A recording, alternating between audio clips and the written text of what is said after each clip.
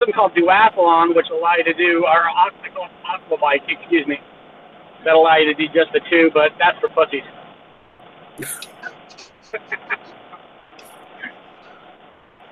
I'm going to torture myself, I'm going to do it like a man, 12 hours at a time. See, Aaron, Joseph's the only motivated one out of any of us. Motivated? No. Not to get sick. There's a difference. Hey, I swung that hammer at I.O. enough. I think I got all my exercise in for the summer. Well, let's be real, people. The only reason most guys swim is because we get to look at girls in swimsuits. Because of what? We get to watch women in swimsuits.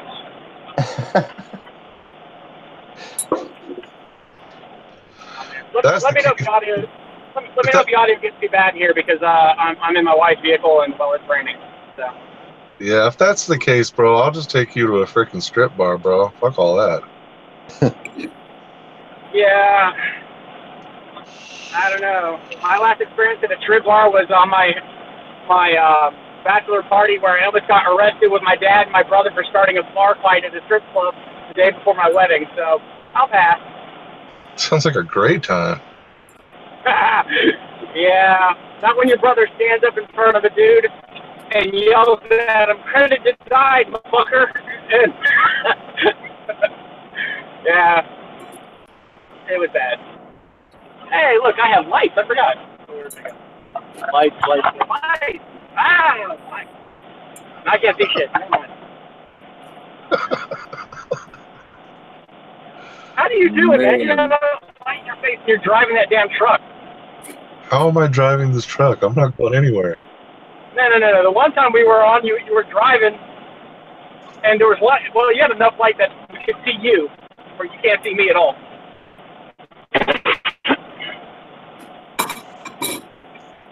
I don't know. I got 3 screens around me: my GPS, my Qualcomm, and my phone.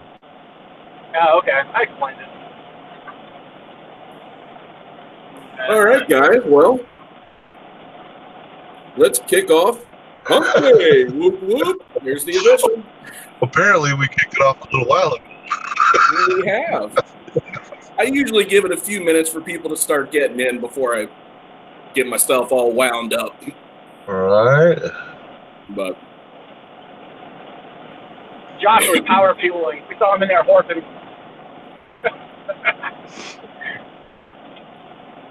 so, Aaron, thanks for joining us tonight. We got Double A on here with us. How you doing, Josh? Doing pretty good. Enjoying the weather. I'm in Sioux Falls, South Dakota right now. Oh, nice. No, not nice. Not nice. There's like 2 feet. Yeah, 2 to 3 feet of snow on the ground. And, of course, they keep pushing it and piling it up wherever it'll fit. So you've got these mountains or mountainous hills of snow all around everything. Yeah, that's not good. But today I got a little time in. So the hotel I'm staying at is backed right up to a golf course. And with that much snow on the ground, there ain't nobody golfing. Right. So I haven't had too much of a chance to really stretch out my Crossfire since I got it. And I spent 3 or 4 packs today just flying around, seeing, inching out further and further behind more and more trees. Control link, no problem. I didn't get one telemetry lost. I didn't get any breakups. I didn't get any lag in the control signal. It was weird doing something and hearing the motors come 4 or 5 seconds later. Nice, dude. Nice. And the video, honestly, I wasn't getting a ton of video breakup either. So I was having a ball, man. I was just kind of scooting around. But I wasn't like flip-flopping or anything because, if it was grass and it was warm, I wouldn't have been afraid to at all because I'd have just walked over there and got my quad if I couldn't flip it over. I don't want to have to walk a mile through snow to get my quad. Dude, speaking of those mountains of snow from the plowing, freaking one thing I've been dying to do, bro, but I just haven't had the opportunity is to fly up to one of those, right? and go for a bonk really hard though, and just go and stick my quad into the snow, and then take off if I can. You know, that sounds like a competition. Let's see who can bury a quad deeper into a pile of snow. Just go full bore, like trim it out flat so you get your maximum penetration, pun intended, and then just bury it to the ball. Just go in hardcore.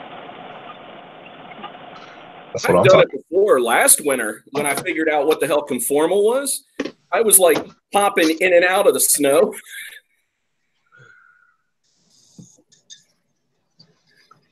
Yeah, I haven't conformal coded anything of mine yet.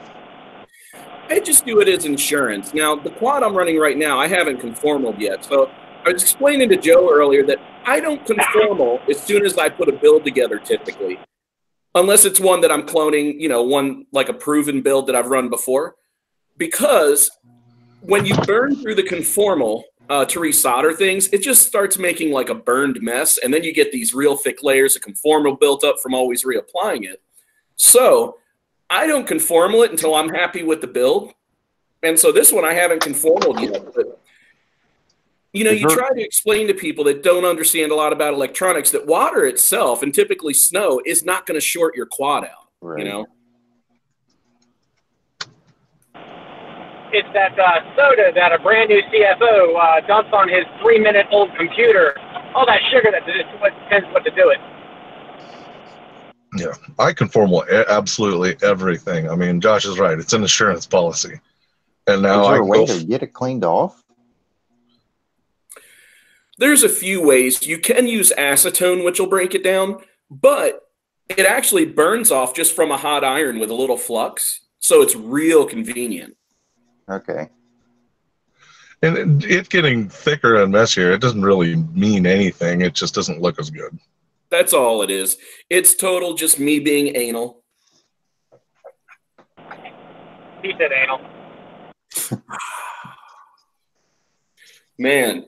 So Dr. Drone, welcome to everything tonight. I see Michael Kibling in the house in case I didn't say hi to him.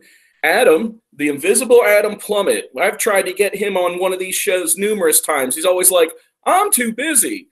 He ain't busy. Plummet. Yep. Harassment incoming. Which, you know, kind of sparks the thing that's been stewing in the back of my head lately. You know, I have been trying. I shouldn't say I, because we have been trying to get the activity stirred up on this channel. And man, let me tell you, you guys are hard to stir up.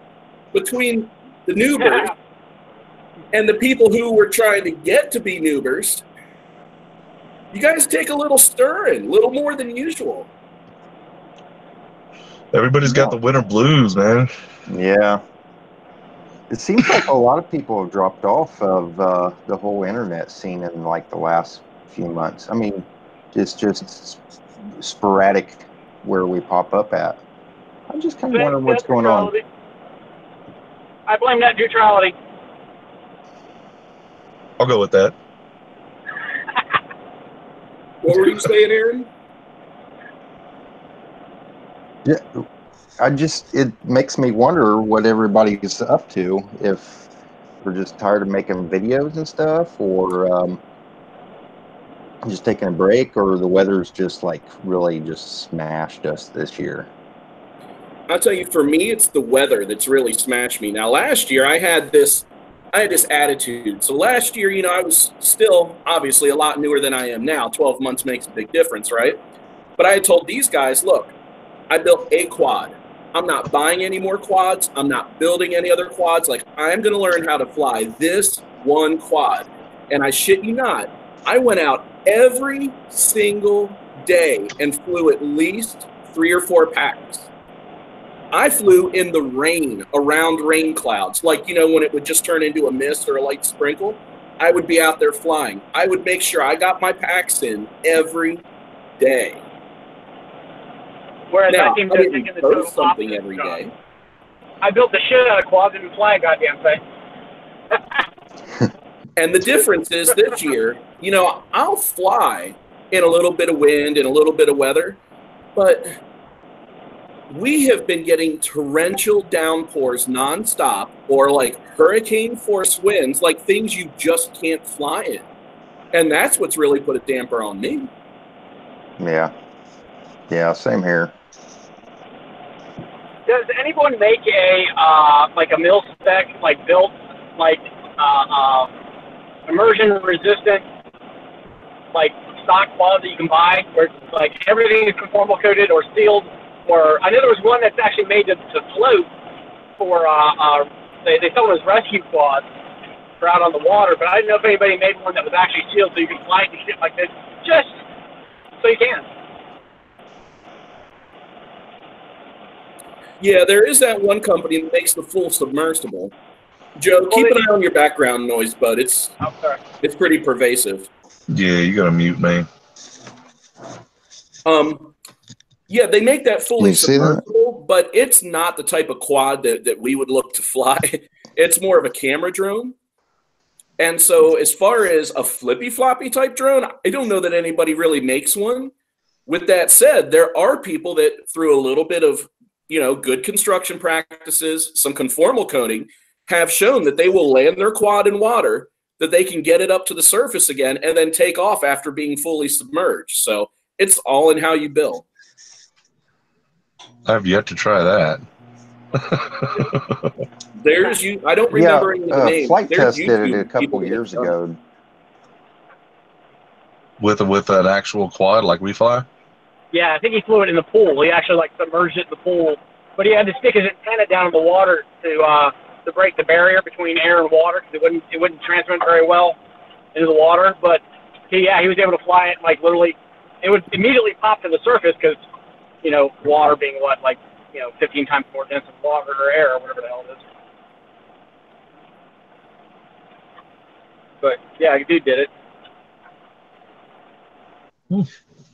Yeah, I don't know if I'd be so bold.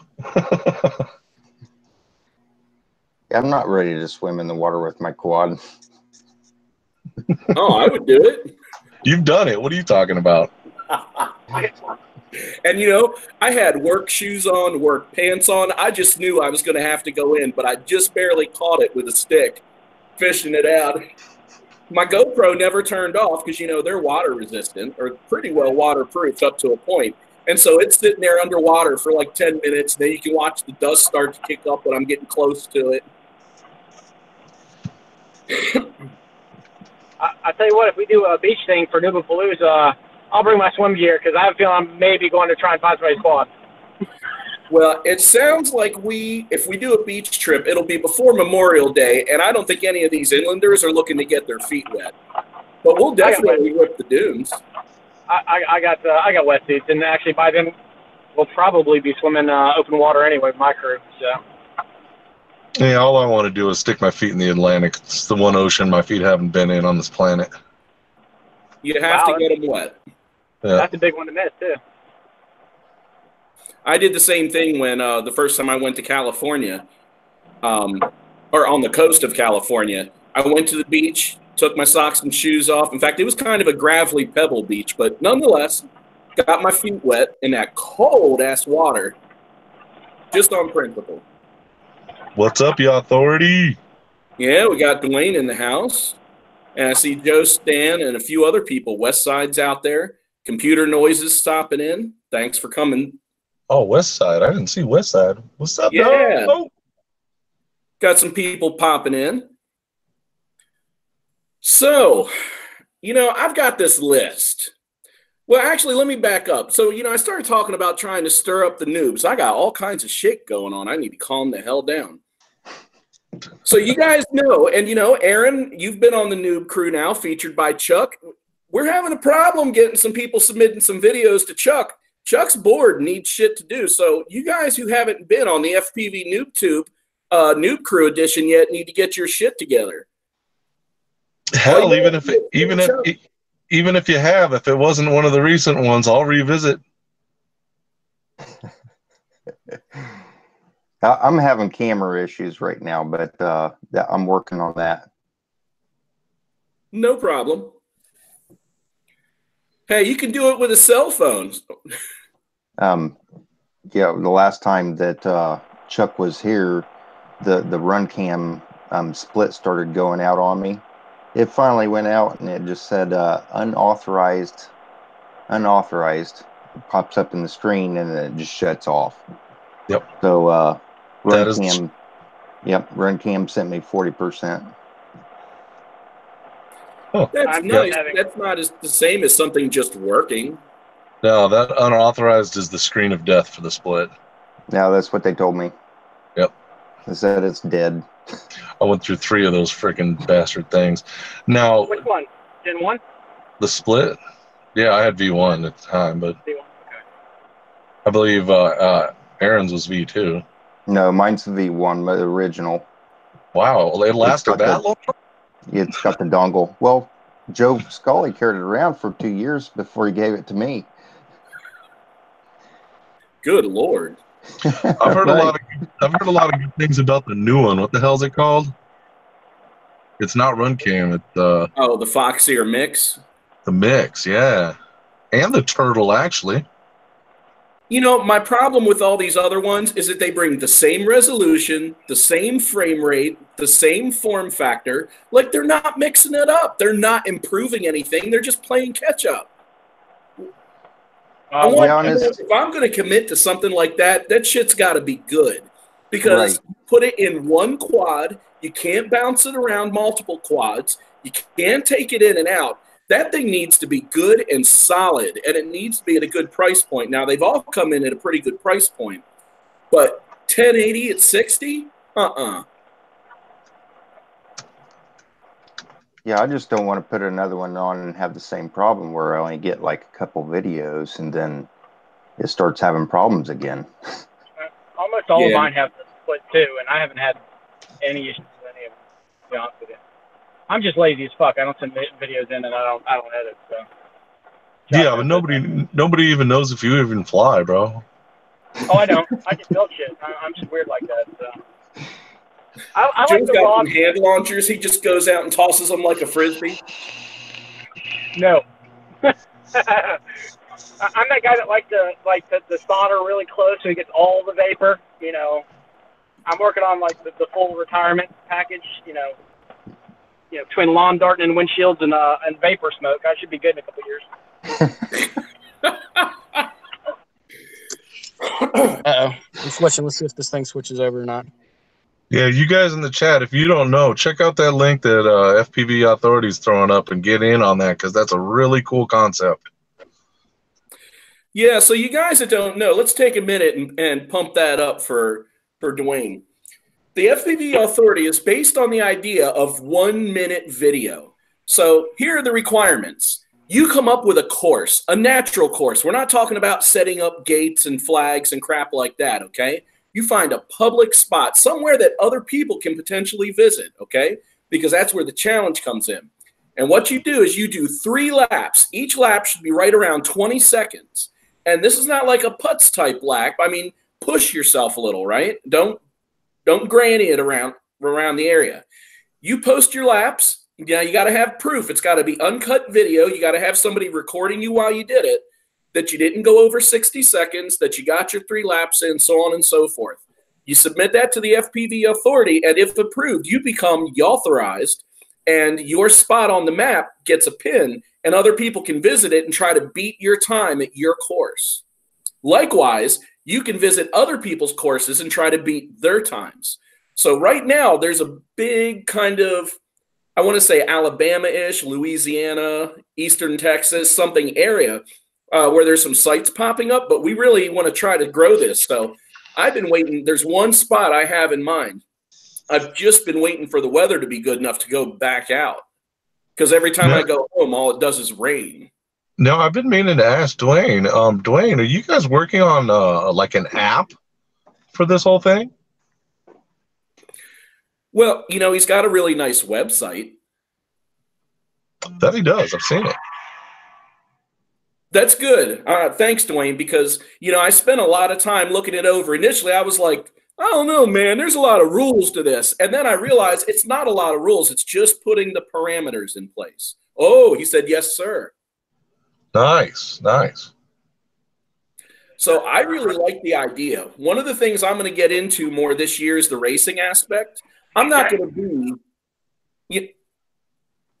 The fuck is going on there? Anyway, I'm not necessarily looking to be super competitive regionally, but locally, I want to be on the top of my leaderboard.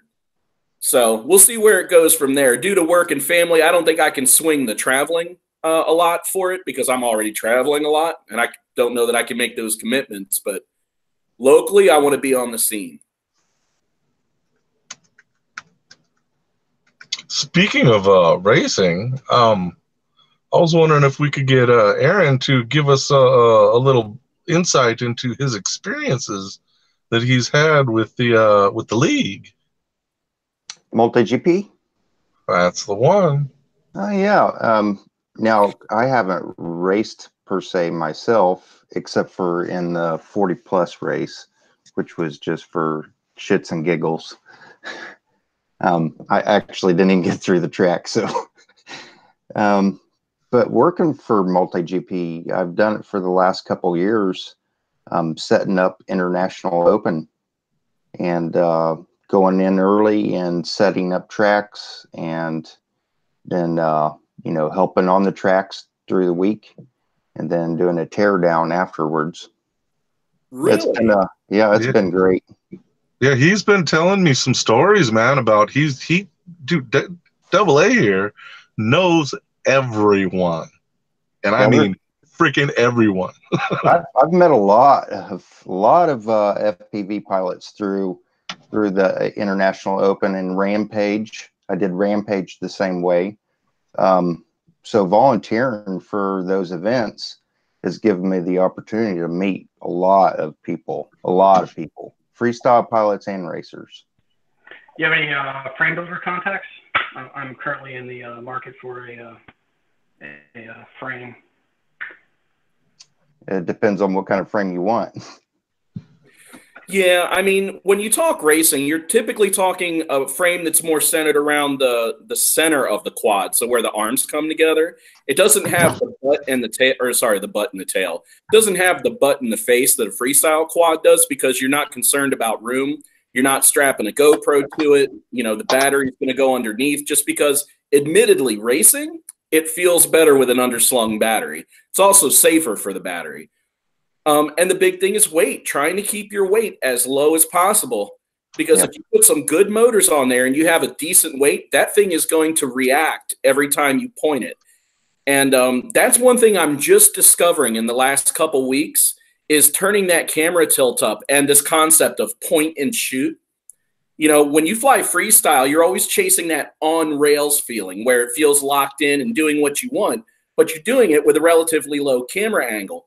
When your quad is like this, it's really about setting yourself where you want to go and hitting the throttle and just watching it go. And you hit that and you turn for the next one and you hit the throttle and you watch it go. And I love it, man. Even just flying in and out of trees and bushes, it's exhilarating. Aren't most of those guys running like really low rates too? Yeah, like 300, 400, somewhere around there.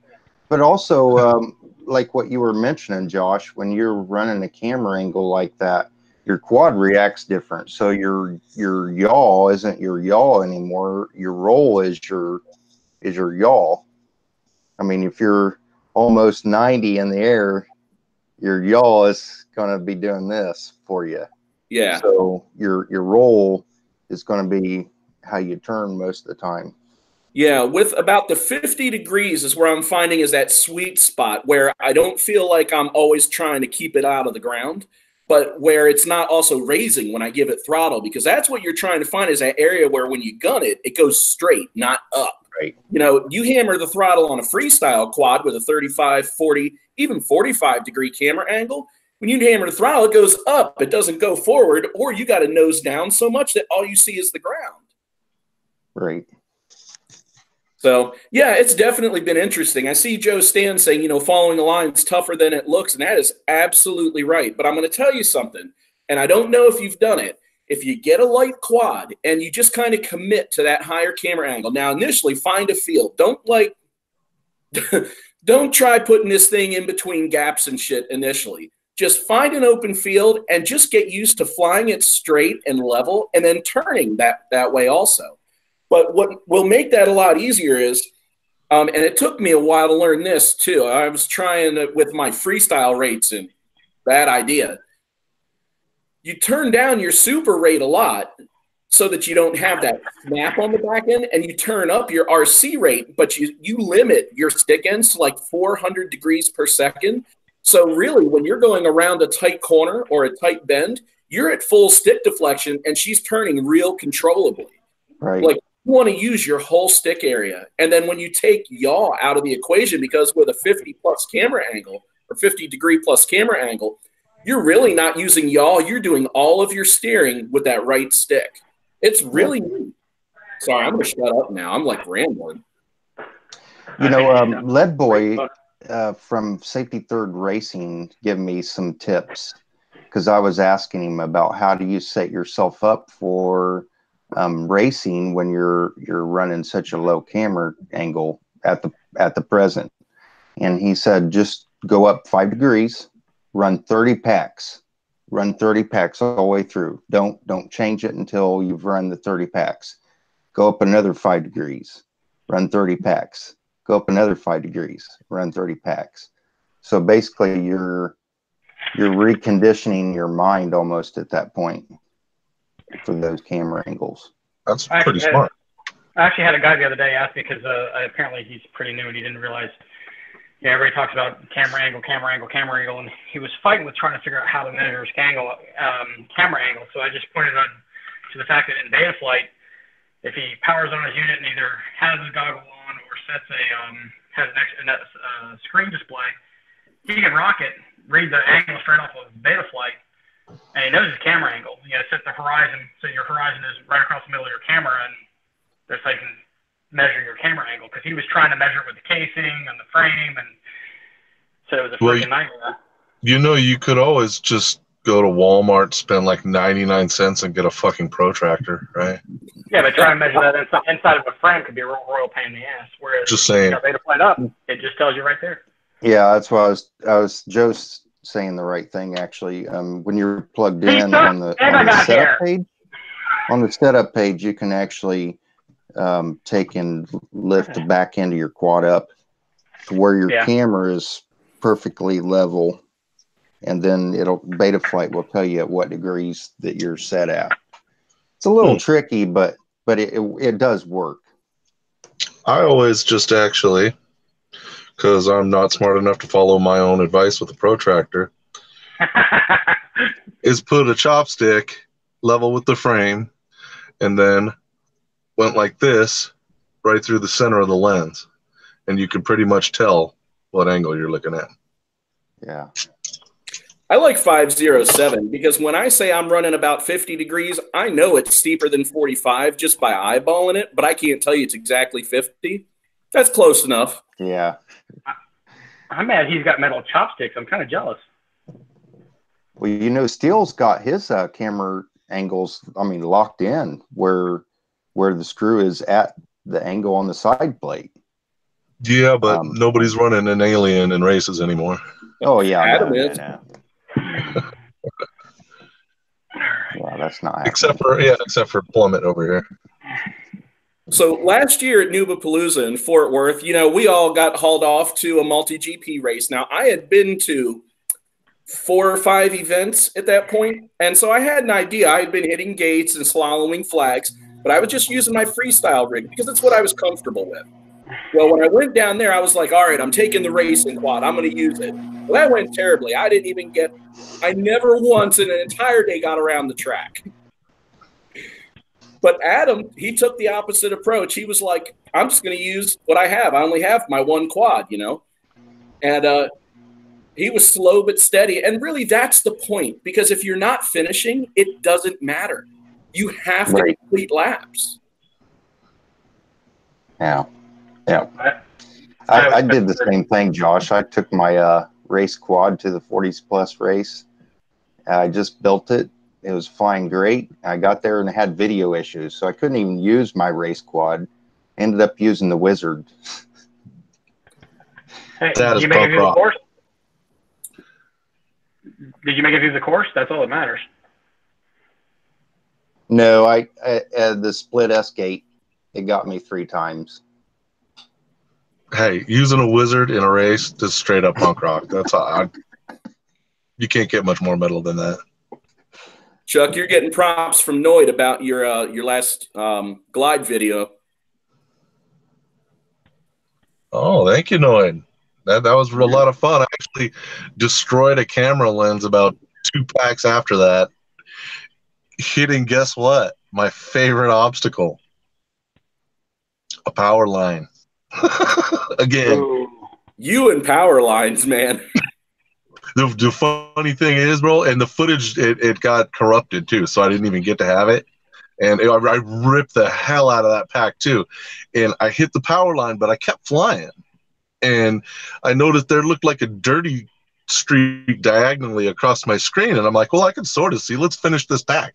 And I was doing like Maddie flips and shit.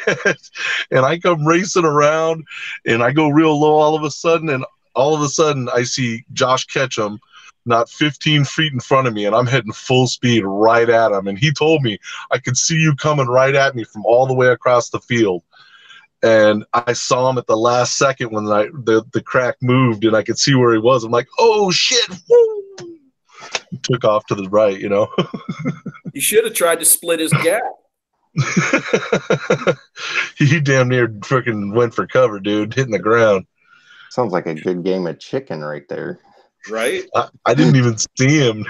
I flew like 3/4 of a pack like that, and I was ripping balls too. God. Well, this year, if I can swing it, my local chapter, we're going to have an event too. Again, it's not so much to compete; it's just to get everyone together. You know, have a day at the track. It's a really low key scene. There's a lot of older guys that do it, and they're not competitive, even locally. They do it just to hang out. In fact, most of the time, whether you're supposed to or not, they're drinking beer and smoking shit in the background. Yeah, it sounds like International Open. Shh, the FAA might be listening. Yeah, it is, International Open. It's all about racing, but at the same time, it's like a great big event for people to get together. Jesse had his tiny whoop village there, and they had an LED track, and the racing time spots were just that, time spots. The rest of the time it was just like stand in line and plug in and fly, when you're up. Yeah. So you had several tracks to even choose from where you wanted to be. That's cool. I think it's just the coolest part about it is, man, he's got to, he had to work for it, but, he got to go to all these events. He got to deal with the people that build those events and just meet the people that are the real foundation of the sport, which I think is really cool. Yeah, it's been a good opportunity, and I'll definitely go back and help him again. So, how far does that happen from where you are? Isn't that Ohio or? No, it's Indiana. It's right on the border, so it's only a couple hours away from me. Nice. Right. Next year, though, you need to be vlogging it so we can all live vicariously through you. Right. Exactly. Get the forehead camera. I was just going to say, I know a guy that can show you how to, wear that head strap with pride. Yeah, it's been like an FPV shock almost. I took all my camera, I took my GoPro with me to I.O., and I took a couple of pictures and a short video, but that's pretty much about it. And I did the same thing with Rampage, and I wasn't the only one there that was doing that. They had cameras and didn't even use them.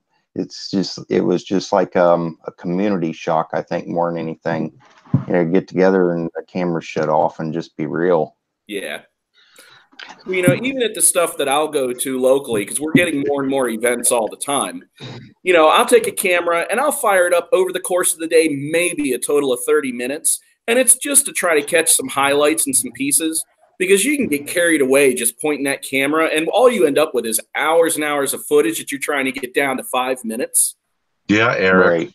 That is no fun. So, out of curiosity, I mean, since you've been to a lot of bigger events, do you find people are genuine on the camera, or they kind of get real reserved when the camera's on, and then become themselves whenever they turn it off? For FPV events, Yeah. everybody's genuine. Okay. Yeah, for the most part. Well, I mean, I can't think of anybody that hasn't been genuine compared to the camera. I mean, it's just whatever you see on the camera is what you get from them in person. That's cool. Yeah, that poster behind you there, Aaron, that flag right there. Where did you get that? Because that thing's pretty cool. The quad box one? It was one of the banners on the it was one of the banners on the Janky Ladder at Rampage. Ah, There was one of the boards on the ladder just come off of.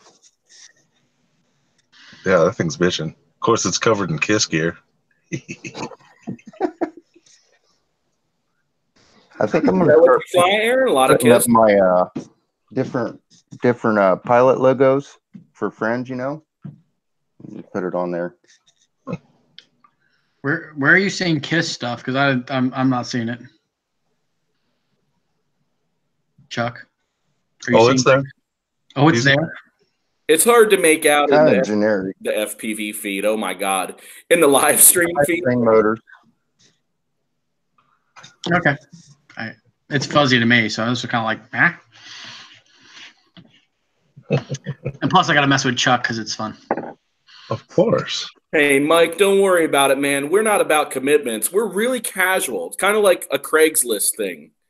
So I'm not. I need commitment. Sorry. That's not true. You can buy Joe. It's true. Joe has price. I'm Yeah. committed to money. But if you do, you can't get rid of him, man. He is a level 5 clinger. You ain't kidding there.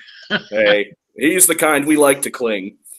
So, That didn't Prince Luna, sound if you're right. still hanging out there, thanks for joining us. Howdy, Sidewinder. You guys that haven't been on the noob crew that Chuck Hoover does, you guys need to get on there. It's getting a little sparse. In fact, I'm starting to get another wild hair up my dark place because we haven't had any new subs in a while. We've been dropping viewers on the live screen. Wow. On the live stream, like, we got to kick this thing up, man. I guess I'm going to have to start inviting Aaron more often. Need more betas. Yeah, I think Needs some warm weather to come around. Yeah. I think if we can get this weather beat, man, start getting some meetups going, I think that'll help too. So challenges. I got a list of challenges. Now, I kind of waited because these Canucks, I don't know if there's any out there right now. Don't take offense, but you guys are breaking my wallet. You're taking a couple $1 pin and jacking $10 of shipping on top of it. You're breaking my rear end. Hey, honestly, it's not just that. I mean, even with the bike store, I got the new list of tariff fees, and it's freaking killing me. Well, I don't know if there's a tariff on pins, but anything that comes out of Canada, if you said Canucks, talking about Canadians. I'm putting it in. So the first two challenges that the FPVnoobtube issued were both won by Canadians. Eh? Or sorry, no, the first one was Joe Stan, but we had a Canadian kind of on the fence because I didn't do a good job, officiating. So, yeah, so I'm kind of throwing out there, but I was hoping to see some more activity here. Maybe I'll just have to do a short video and post it to the Facebook group. I was hoping to get a few more people in here, but I'll tell you what, for the people that are here on camera and off, what do you think a fun challenge would be? Now, I got a handful that need to wait till spring just because it does have to do with green stuff. And I ain't talking about your 420.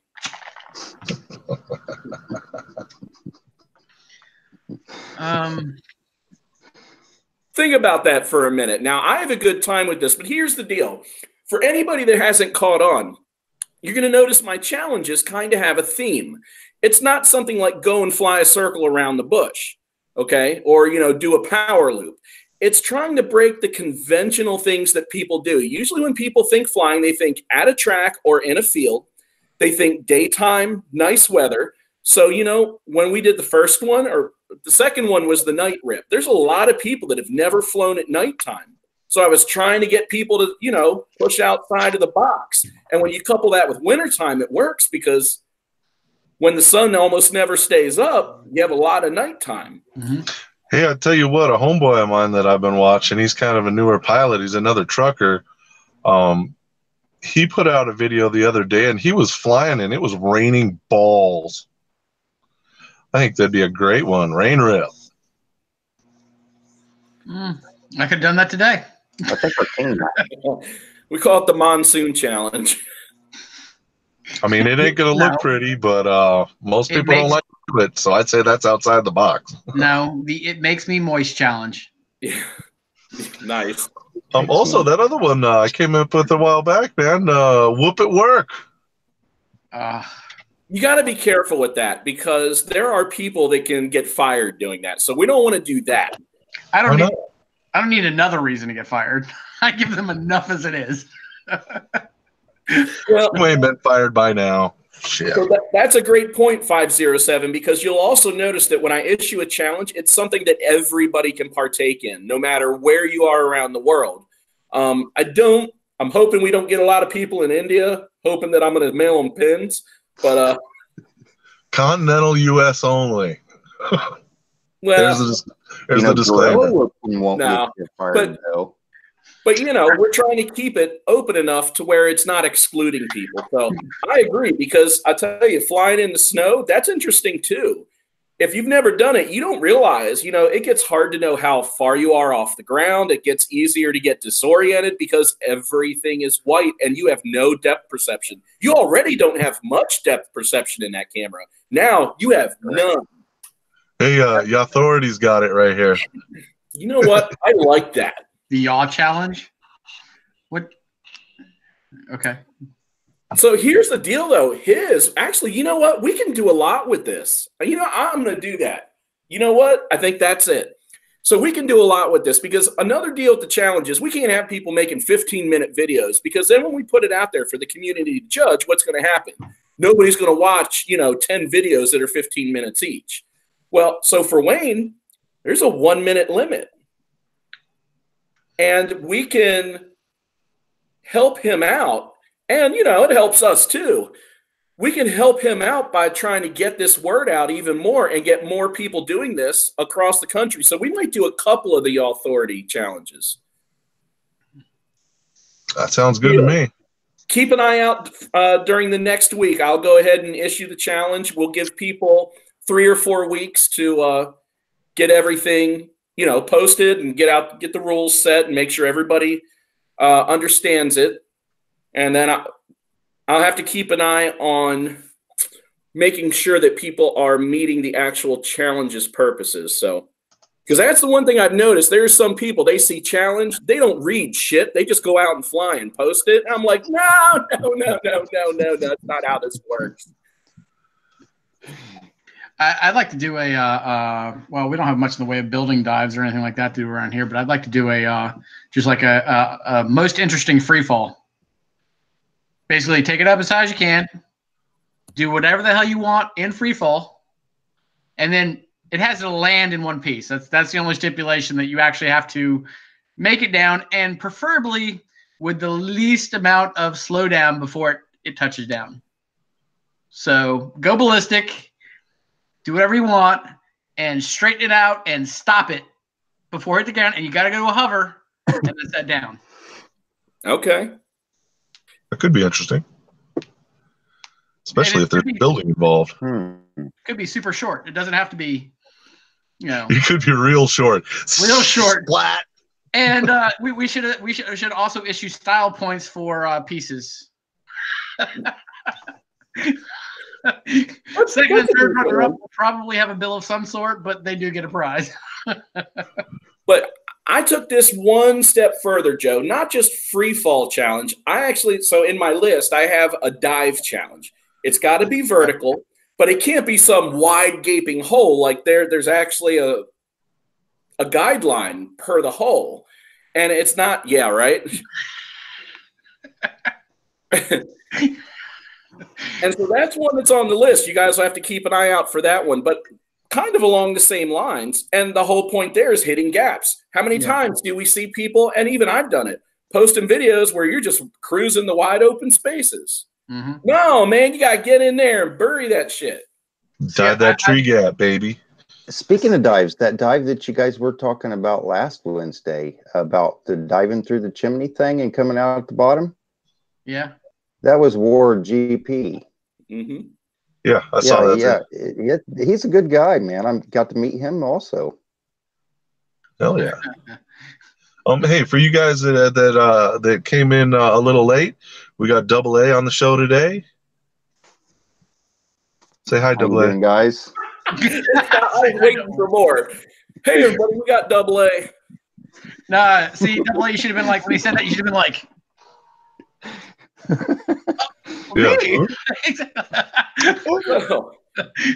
Aaron, let me see. No, we tried to get you on the show before, but you didn't join us. So since this is your first time on the show, you got to tell us, one, how you came up with your name, and two, how you got into the hobby, and if you've done other RC stuff. Double A. That's been a name I've been called before, like through high school and stuff like that. And I went out to a multi-GP event, the FPV. Oh, I can't remember what it was called, but basically,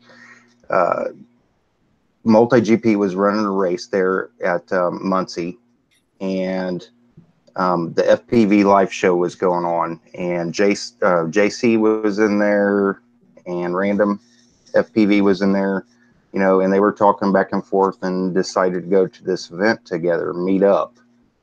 And so I just decided, hey, I'm going to go check it out.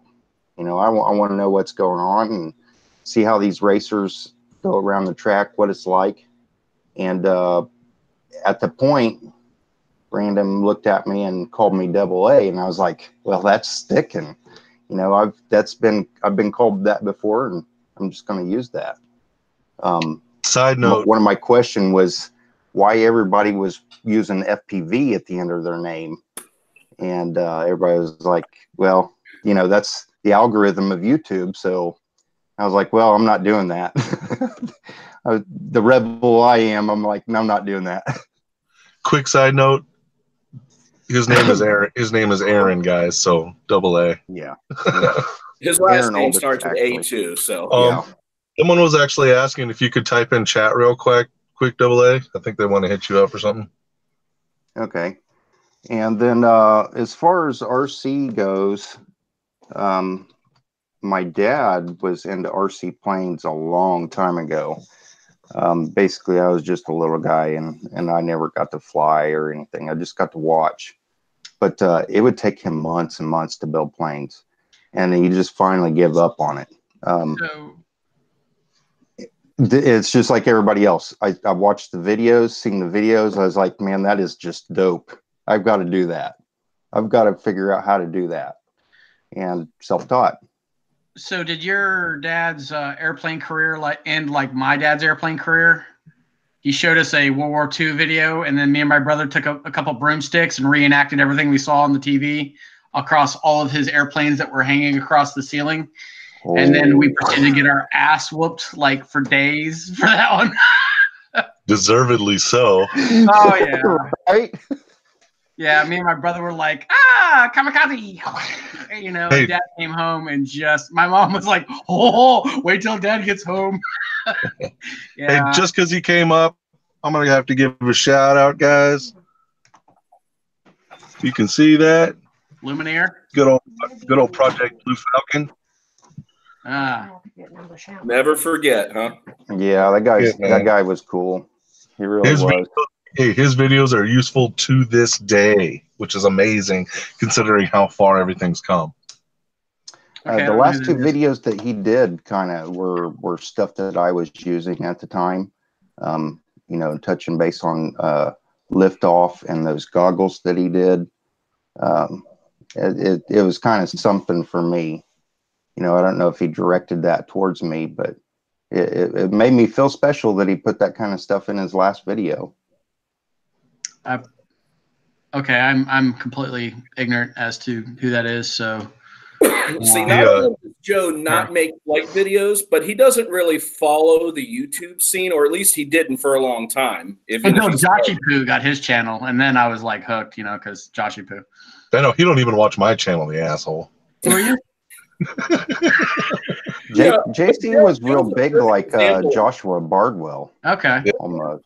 And I'm presuming by the RPs in the comment stream that he passed away.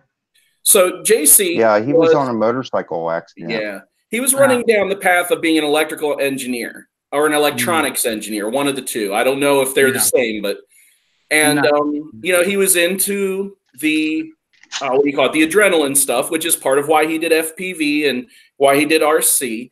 But he was also really into motorcycles, driving fast, things like that. And so he was out one day and lost control of his bike, and that was the end of it. I'm kind of, you know, I'm very much paraphrasing, but he made huge contributions to the hobby and the videos that he put out because they were hugely educational, doing things that not a lot of people were doing. And the way he was outlining it and demonstrating it, pretty much anybody with the right tools and the right materials could follow along.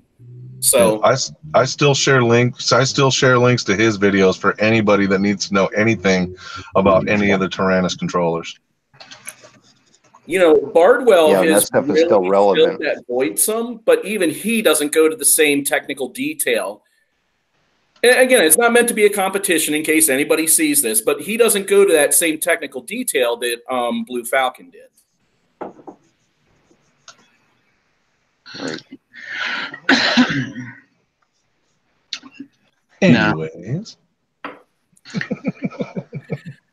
Yeah, so Joe is definitely the epitome. And, you know, there's a lot of guys like this. You know, you have us ego freaks who get a camera and start wanting to put our face all over the YouTubes and want people to know who we are. But then you got people like Joe who just enjoys really the core of what the hobby is, doing it, partaking in it. And I think Joe kind of likes the social aspect too, because I know there are people that just like to do it alone, but they're far and few between. Yeah, I like the building. Building is my absolute favorite. I mean, if I had the opportunity, I would literally sit at what was my dining room table and is now my mad science lab, and sit there and build all day long. But you know, eventually the wife says I have to clean it up and stuff like that. It's horrible. Yeah. You should put her in line. Straight up. You want to try? I built a special room just for that. Yeah, Aaron's wife kicked him almost out of the house. He's got the room in the back. I have this one room to myself. Yeah. Oh man. Yeah. So speaking of which, Chad Ball, Squirrel FPV, if you're listening, we have all your stuff in one location. The quad will get built. And yep, it'll get built. So the hang up was on me. I kept thinking, so Joe lives about an hour, a little more than an hour away from me, and I kept thinking I'd just get down there so I could drop the frame off. And after weeks of not doing that, I just mailed it to him. So he has what he needs. He's going to do the build. Once he's got it together, now we're not going to be able to tune it. None of us has anything fly sky. So we're going to send it to you, sans a receiver. You can put the receiver in it. Now, I will give you a hand if you want it, tuning it remotely. But I know I watch you, and you know tuning, so we shouldn't have to do that. Well, in theory, I mean, I can't tune it to his. I mean, if he sends me his rates, I can program those into Betaflight and get that up running. I just can't do anything from the receiver standpoint to set up auxes and shit like that if he wants them. He's got to go in to set up his receiver anyway. So. Okay. All right, cool. I haven't seen him in the chat, so we'll just have to send him a message. Yeah, give him an update. I don't want him to think we forgot or that, you know, we're being shady about it. Hey, don't feel too bad, man. I did a giveaway on a secret giveaway on my channel, and Blizzard actually won a pair of skids or a set of skids, and sorry, I haven't been to FedEx yet. Gee, I wonder if anybody drives for a living that can make it to FedEx. Nah, I don't know anybody. Actually, it's a lot harder than you would think. Really? Yes. Can you go through a McDonald's drive-through? That's my question. I would love to see a semi to go through a McDonald's drive-through. I've been looking for one that I could fit in, but they all have those overhangs. Every single one of them. Bastards. Yeah. 8'2" clearance or something like that. Hey, that's a good shout out, Dwayne.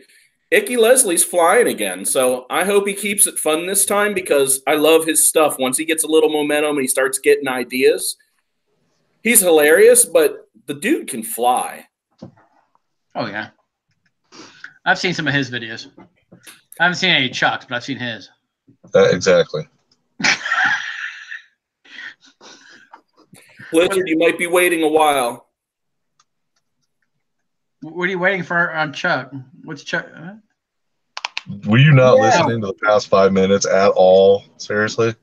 I'm sorry. It's like your videos. I don't think it's the video aspect. I think it's just, I see your head and it just kind of words come. Your brain just shuts off. I know. Yeah, exactly. I have that effect on people. That's why this stream is so popular. I got a brand new pair of roller skates. I like the roller skate. So, guys, I haven't pushed it for a while for a couple shows. I'm going to go ahead and take a minute and just push how we do these giveaways. So we've got a box full of some things that we've collected thanks to the people that have been donating to the channel through Super Chat. We're not sitting here begging for money because we need it to pay for bills and shit like that. What we're asking is anybody who wants to be involved in giveaways, make a $5 or more, but I mean, make a $5 donation. We're not asking you to break the bank. What we're asking you to do is contribute to the community pool so that everybody can take a chance at winning something. So a few weeks ago, we did a giveaway of an ISDT charger with a 12-volt power supply or 24 volt anyway. Yeah, 24 volt. And the person who won it said, hey, recycle it back in. So we didn't do one last week because we had so few people, or last week, the week before, because we had so few people on the stream. It was just kind of a dead stream. But, you know, right now there's only like 5 or 6 people in the pool. So you guys, anybody who donates has a really high chance at winning something that's worth, you know, that has a high value for next to nothing. So just keep it in the back of your heads. I'm thinking about doing it tonight or maybe just pushing it off until next week's Hump Day Gangbang. I really want people to get involved with this. As much as I love it, I'm going to tell you, we're having a problem giving shit away because every time somebody wins, we get a hold of them and they go, we don't want it. Go ahead and give it to someone that needs it. You know what? Maybe you should hang like a price tag on it for $20 and then someone would steal it. Well, that's how it works in my neighborhood. I don't know about where you live. You put out free and everybody's like, I don't want to have a truly public giveaway. Correct. If there's only been a few people that have donated, because those are the people that should be winning it, you know? Great. Hey, what, guys? We get, I think it's like 30, 40 more bucks. We're going to have our first 100 and we can pull it out. And we're going to spend that 100 on a prize. Correct. For the Probably, you know, I just want to encourage people what sort of thing they're interested in, huh? What's that? So we should probably take a poll and ask people what sort of thing they're interested in. Right. So yeah, I got some ideas as far as a flight controller and or a set of motors. We already have another frame, so we gave away one frame so far. Turned out turning into a full build, but I have another frame. We're going to be putting a floss glide up in the next couple weeks. Ooh. Or, sorry, not a floss glide, a floss style. Boy, I'd take that back real fast. You prick, tease you. Oh, man. Sinister says any floss frame is worth it. Yes, the floss, if you have no experience with the floss frames, you know, it's one of those mid-range as far as price goes frames that has high dollar frame value. Yeah. And they're so simple. That's my number one thing. I mean, durability is super important, but I love the simplicity. I mean, hey, is that a fleshlight, Cardosa? Yeah, I know. I was looking at that myself. I'm like, wow. Cyclone FPV selling a complete starter kit. Turn of G Evolution and a quad for $100. He must not be making any money off of that. Cyclone? Yeah. Yeah, I'm pretty sure that dude's going to jail, bro.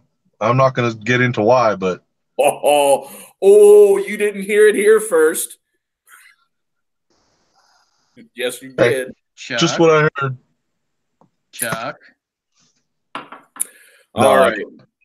Chuck. It's all news to me. I don't know anything about it. We're all going to jail eventually. Let's just, it's like death. I'll put it that way. We're going to get taxes, jail, death. It's going to happen. One of those three in your life. Just count on it. Maybe 2 or 3, depending on how you play your cards. I'll tell you after, Joseph. God damn, this crack powder is starting to kick in. Woo, I know. I thought you were sucking on a dong or something, bro. No. Okay. Anybody here work out? Anyone? Well, wait. Trouble A, do you work out? In the summertime. Okay. Yeah, there's this recovery stuff called gym. That's a workout right there, buddy. I lift that thing every day. There's a recovery stuff called gym, JYM or GYM or something like that. Dude, the stuff I shit you not is like heroin on like powder form because there goes Josh's shirt. I'll like as a post workout, it will literally make it's got L-arginine in it.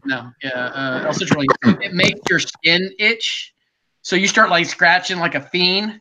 And I did a mountain bike race, and I like was driving to Josh's house, I think, and I stopped at an intersection. I'm sitting there scratching like a goddamn fiend, and a state trooper pulls up next to me and is looking at me. And I'm sitting there like a goddamn, and the cops like look at me, and I'm like, That shit got niacin in it or what? No, it's L-citrulline, which is a vascular dilator, which basically it turns into nitrous oxide in your blood, which is a vascular dilator.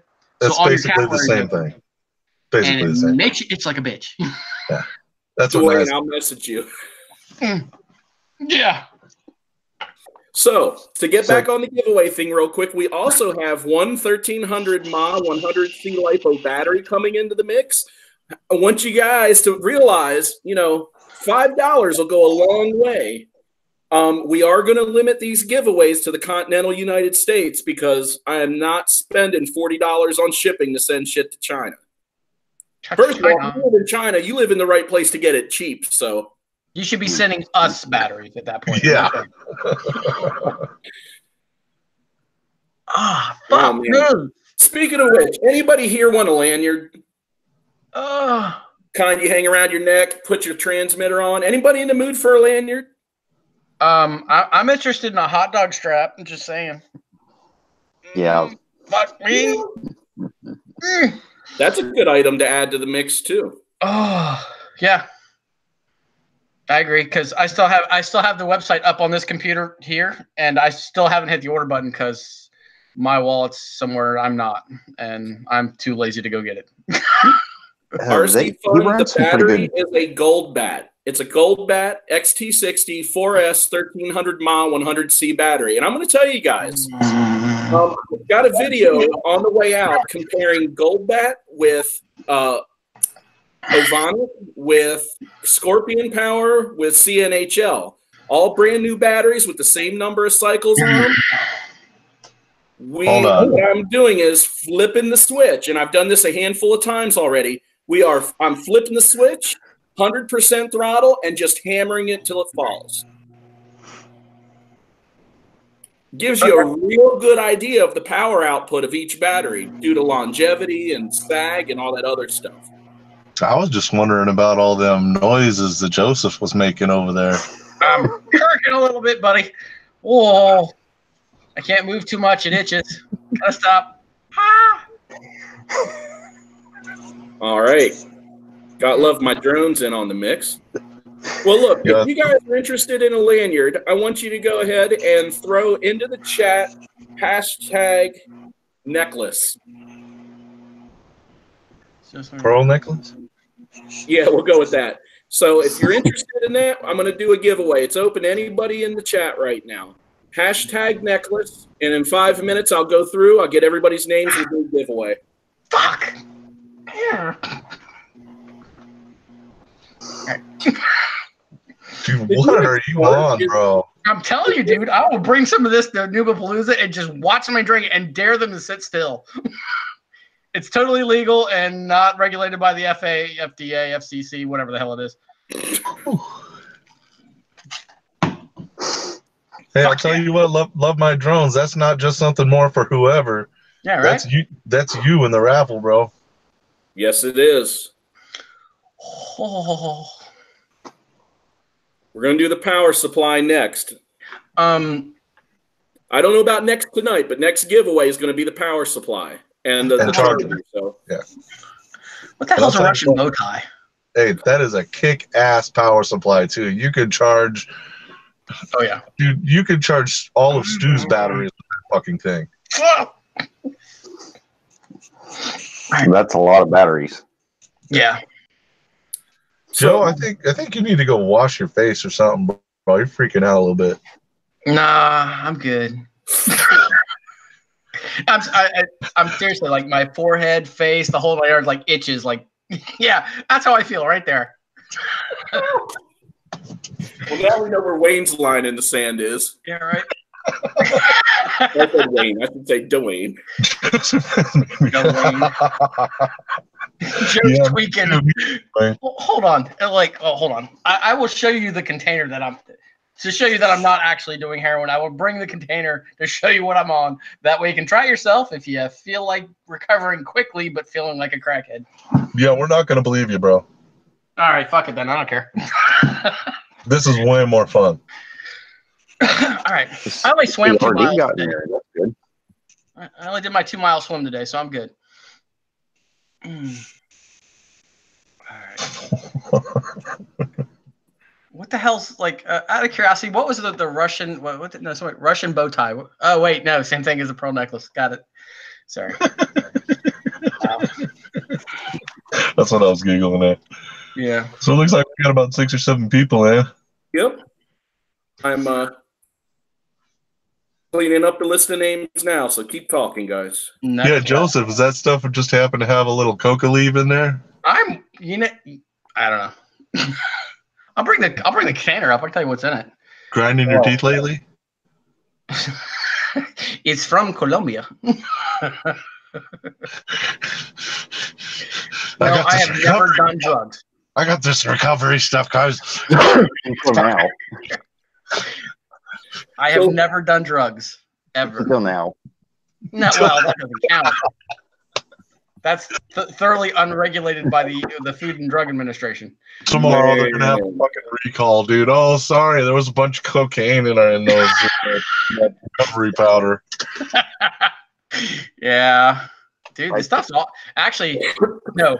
There's this one stuff called C4, or is it C4? No, it's not C4. A buddy of mine is training for the Olympics for 2020 in cycling, and he showed up at my house actually not too long after the house burnt down, and we went for a ride. He's like, "Hey, you should try this," and he brings this container, and I shit you not, the container's this big, and he's like, "I'm like, oh, okay, cool," you know. He's like, "No, put it in your bottle, and we'll use it while we're riding." Okay, cool. He opens the container up, and I shit you not, the freaking scoop on it is like the size of a dime. And I'm like, what is this for, like, 12 ounces, 8 ounces of water? He's like, no, this is for 16. And I'm like, okay, well, this is a 24-ounce bottle. Just go ahead and put more in. And he goes, no. And I'm like, why is that? He goes, hold on a sec. Look at the back of the container. It says, warning, do not take more than 1 scoop in 24 hours. And I'm like, what in the fuck is that? He goes, oh, you'll see. That shit was rocket fuel. I don't know what it was, but we were booking down that road. And I'm like, this is legal? He's like, oh, yeah. So, doping my ass. Lance Armstrong. Yeah, the only reason it's legal is because they haven't fucking found it yet. Yeah. Guarantee you that shit. EPO my ass. C4 will blow your mind. Fucking Cardosa. Well, yeah. Any business doing mind alterations. Actually, love my drone. That is my. I think I told Josh this. My retirement plan is to sit in my basement, watching Travel Channel and taking LSD. Because I will swear to God, I've been everywhere on that TV. That's my retirement plan. I've never done it, but that's what I'm doing when I retire. All right. Anybody else want in on the lanyard?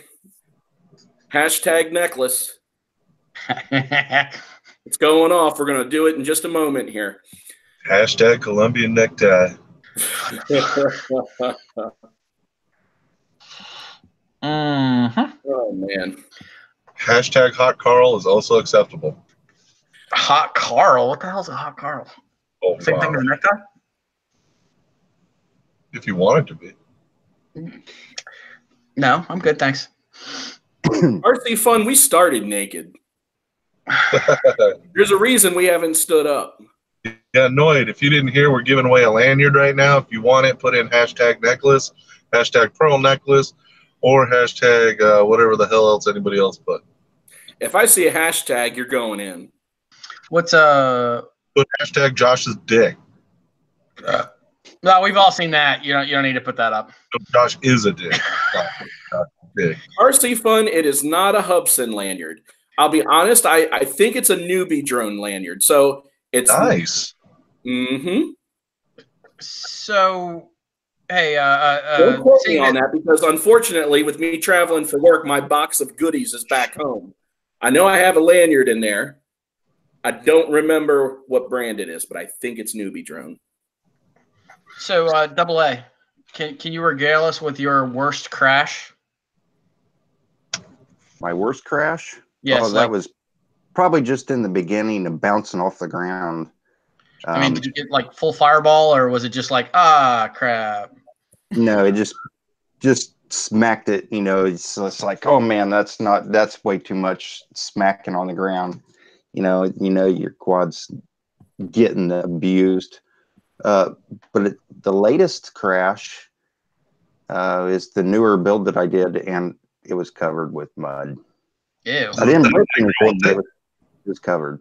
Is that micro? Yeah. Damn, that thing was fresh too. Yeah, the micro saw. I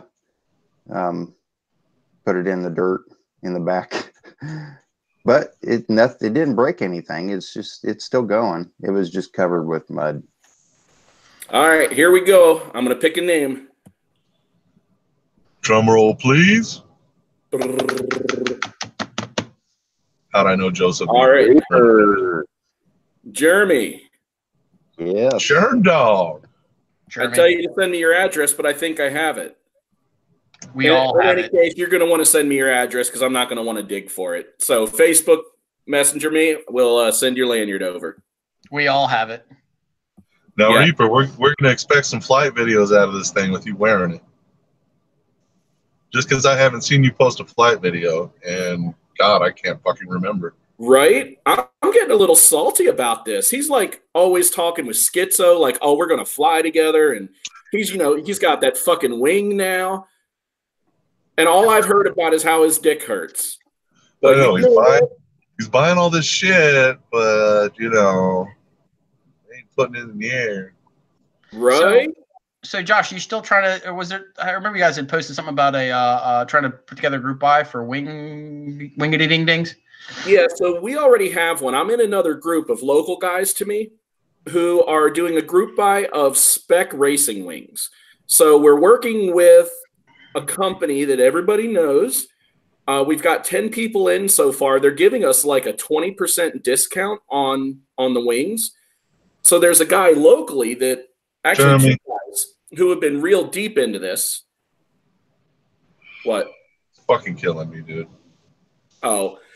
Who have been real deep into this, into building it and putting these things together. So they're going to have us all over, help us assemble them. And then we are going to have a wing racing league. I'm not going down that rabbit hole. Not going down that rabbit hole. Well, it's probably half, if not a third, as expensive as drones. Not when you have 53 of them. Then come to the International Open because we have a track for wings. Man, every time I chase one, every time I watch someone fly one, I'm like, I need to do this. I'm fixing to say, fuck you, Jeremy. You're getting the goddamn lanyard. Take it like a man. Run it. You put your goddamn hashtag. We asked that for a reason. God. This guy. See, this is what I'm talking about. It is hard to give stuff away on this channel. It's like trying to give away herpes. Jesus, man. Are you kidding? There would be people more willing to take the herpes. Right? All right, we're going to pick another name. Love My Drones was feeling cheated, so drum rolls, please. Hey, Dwayne, do you need a lanyard? hey, he put in for it. He said he was going to give it to somebody. Yeah. What was that? Okay. So, Dwayne, here's the deal. If you don't want it, you have to tell me who to give it to or tell me what to do with it. And you know what I mean when I say that. He said he's going to give it to Sean Taylor. Okay. This is great. I say something, it turns into a hashtag. Hashtag give me herpes. Hair pies. Yes. Hair pies. Hashtag. Sean Taylor, like Night Fury? Oh man. See, that's what we need. We need like this, it sounds bad because this is a complete waste of money. But it would be awesome to have like a GoPro on a stick behind a quad and then just make it eat it. Just to get the carnage footage. We can do that. Say what? We can do that. Yeah, one of those KISS rigs. I heard they bounce pretty well. Yeah, dude, we'll do that at Nubapalooza. Not mine. Yeah. Though, hey, that special project. Yeah, Actually, that big one. Say what? Yeah, that big one. Shut up. Hey, actually, I've got one for you. Double A, we have a new rule that if you're doing a chase scene and you're chasing someone and you get up behind them and you have the opportunity and you can record it, all you have to yell is, "I'll pay for the parts," and just fucking right up the tailpipe. As long as you get the footage and you pay for the replacement pieces, game on like Donkey Kong. So what led to this? Joe and I and MD95 TSI Chris Justice and his son Russell, who also flies, but Russell is even less or even more camera shy than Joe. Every time we go out, we don't go out like trying not to break stuff, but we get to a point towards the end of the day where if nobody's had any good crashes, we just start like hurtling quads at one another, flying them head on. You think I'm kidding. I have footage of this. Mm-hmm. And so we made a rule, when we get to that point in the chases and things, if you got a shot, take it. Gotta call it, though. You gotta call it, yeah. So that way they're not like, what the fuck, Well, did you see the one in Chris's chase on that video I did when I swooped in or dove in front of him? Yeah. I only missed him by that much. I was convinced you were going to take a piece out of that foamy. You talking on the wing? Been trying. May have been trying. Is Chris on here? Let's see here. No, I haven't seen him.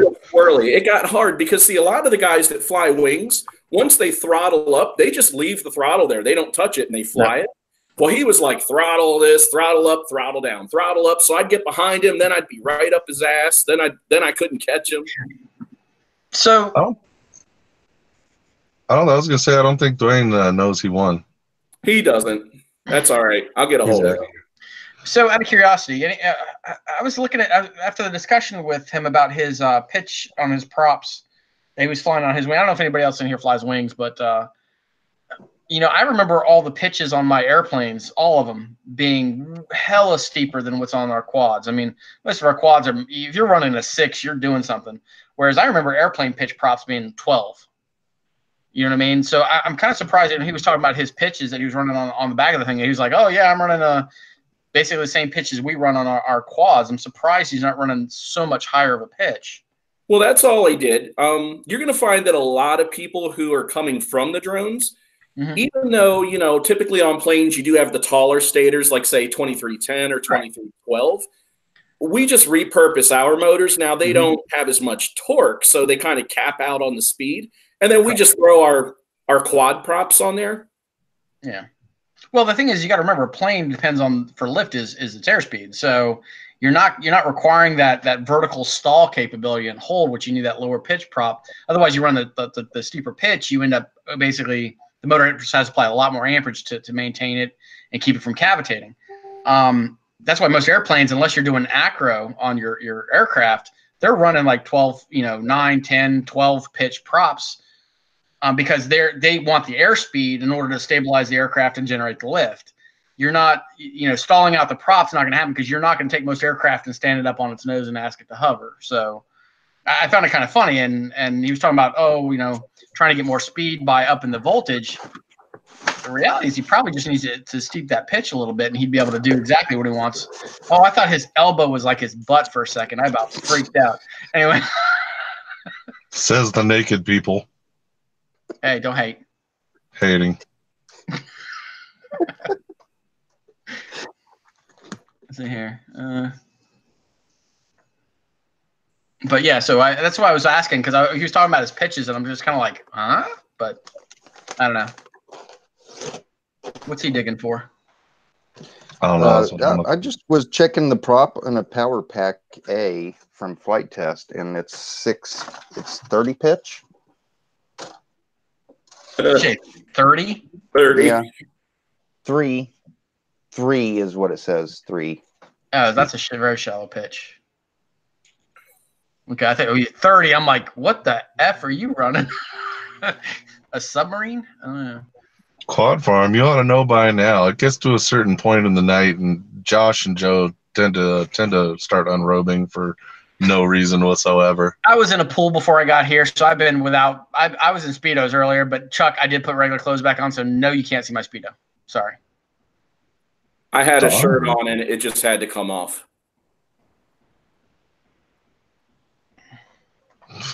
What's going on, Rob? Yeah, we usually wait till you get here, and then we start wanting to stand up to show you the rest of everything that's not covered.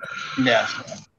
Yeah, my camera starts slipping, and Yep. Random nuts falling out of the shorts. Oh. Speaking of which, I'll be right back. Oh, God. What the fuck? I can only imagine where this is going. Well, in the meantime, I was having a conversation with Josh Ketchum. Some of you guys know I fly with him a couple times a month, and we're talking about the way we build our quads, why we build them the way we build them, and for the reasons. Now, it came up because he had this, he flies a Wizard 215, and he put the antenna off the very top, like the old school Wizard was, you know what I mean? I'm like, dude, aren't you afraid that thing's going to get sheared off? And he's like, no, not really. He's like, hey, look, bro, the way you fly, you're going to fuck your shit up. So you build it for that purpose. So I build it. So oh God, just show the fucking thing already, and then I'll fucking tell my story. Go ahead. No, I can wait. Anyways, because I put the antenna on the bottom of the top plate. I do it the Mr. Steel way or whatever, because I know I'm gonna fuck my shit up. So I build with that in mind. Now he flies carefully. I'm done. Do you guys have an opinion on his balls? Go ahead. Happy crashing. Bye, everybody. Okay. Just because I'm an ass, as some of you may know. Chuck, nothing? You know. All right. So I ride with a guy who is like super conservative, works for the military. Nice guy, love him to death. Great friend. He went on a rant about truck nuts. Oh my God, we're at lunch. Goddamn motherfucker, truck nuts, drag it on the ground, hate them, blah, blah, blah. If you get some of you don't know, truck nuts are those things that hillbillies buy and they put on the back of their tail hitch. It's, a set of balls and, Hold them up again. Yeah, like that. So we go out riding, and I'm on a mountain bike, and we're hauling ass to the woods. And the game usually is I take off. He tries to catch me. We stop at a lower area. He catches up, and we wash, rinse, repeat. Good exercise. Well, anyway, these are safety nuts.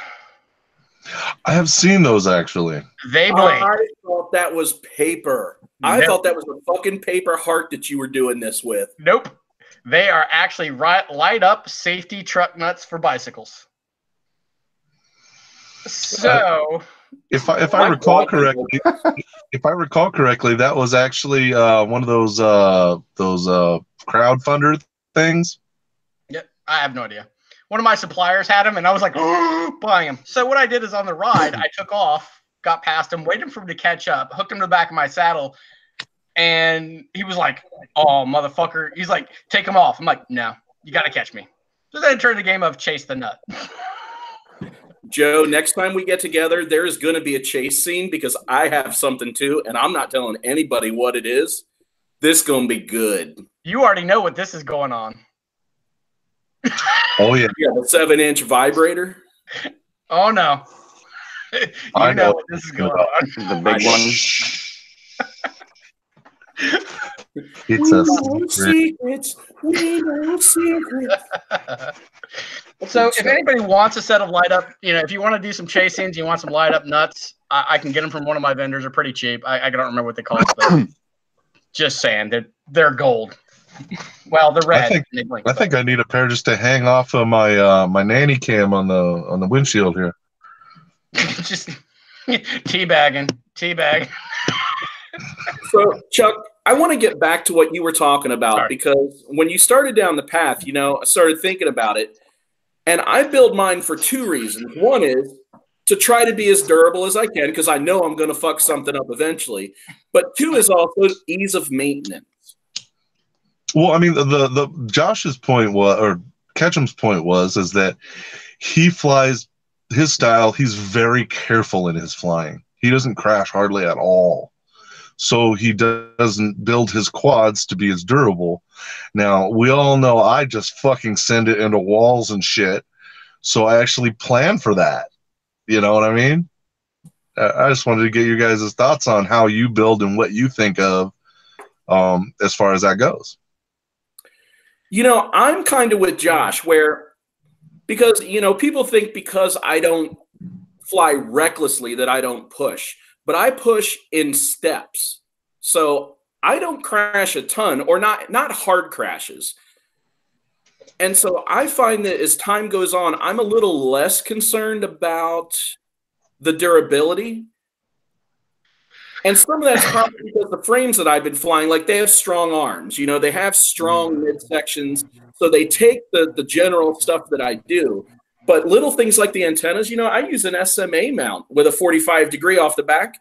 Now, the only reason I don't put my antenna straight out the back of the quad the way you do is because mine would get caught up in the props because, those rear props are a little closer together. Yours doesn't? Well, no, I haven't done it on the Glide, mind you. I actually put a TPU mount on the back just because I'm using the slammed version. So there's no room for me to put my VTX and everything up on the top plate. So I went with the method of, because I knew I was gonna F some frames up. I bought cheap ones, and then I bought the really good Armatan that I just planted to the ground to the point where Josh squealed like a little girl because he thought it's gonna break because I slammed that damn thing so hard it buried it and flipped it, and Josh was like, "Shit broke," and it survived. I was quite honestly amazed. So it was up there with the quality of your crash into the building, Chuck, where I just knew there was going to be pieces. Yeah. Now, is Aaron still with us? I know his logo keeps popping up here. He's on the shitter. He didn't want us to look at him. Okay, well, Aaron, I'm kind of curious as to if you keep anything like that in mind as you're building. As far as durability and your style of flying and whatnot.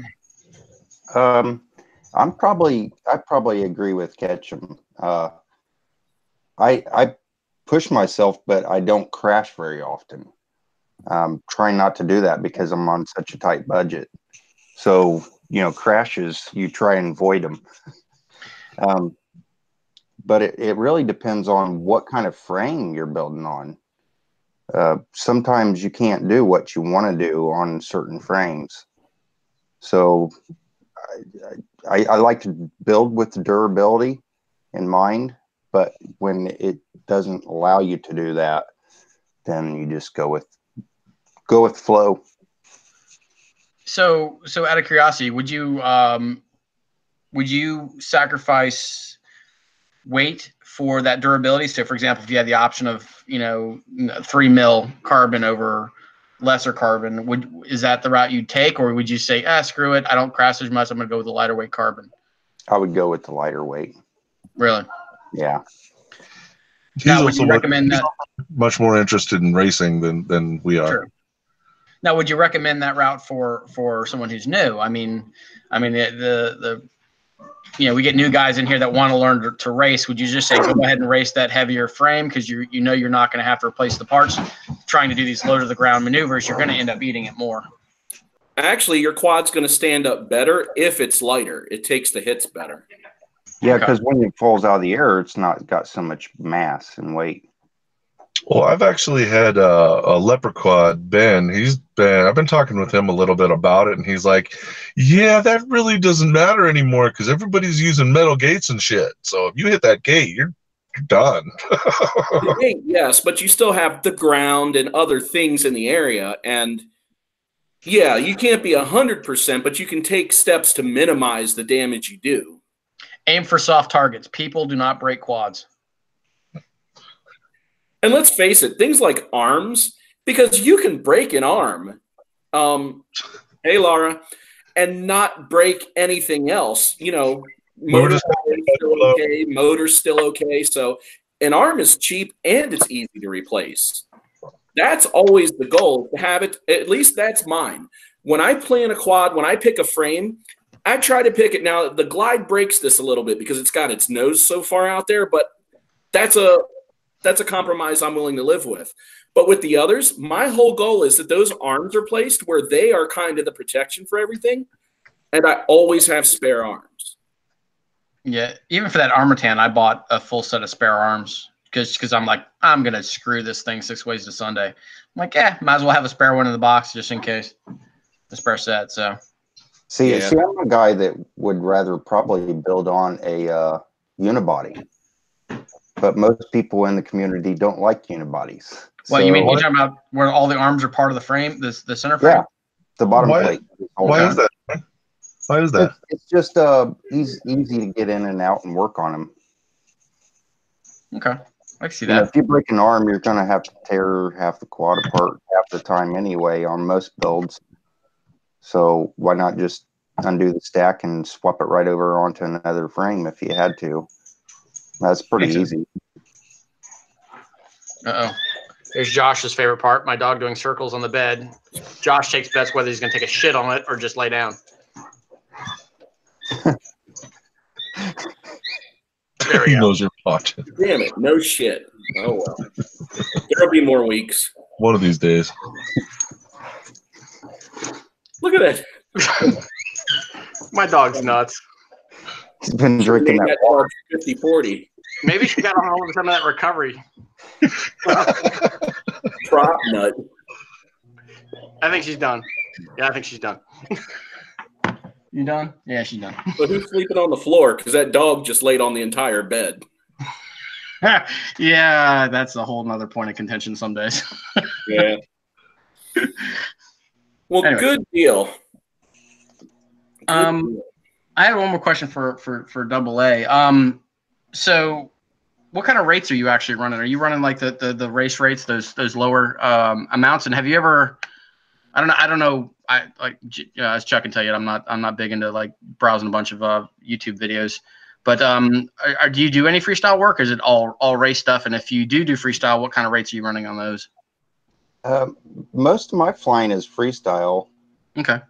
I started out with the higher rates like everybody else had been running, like 1100, close to that.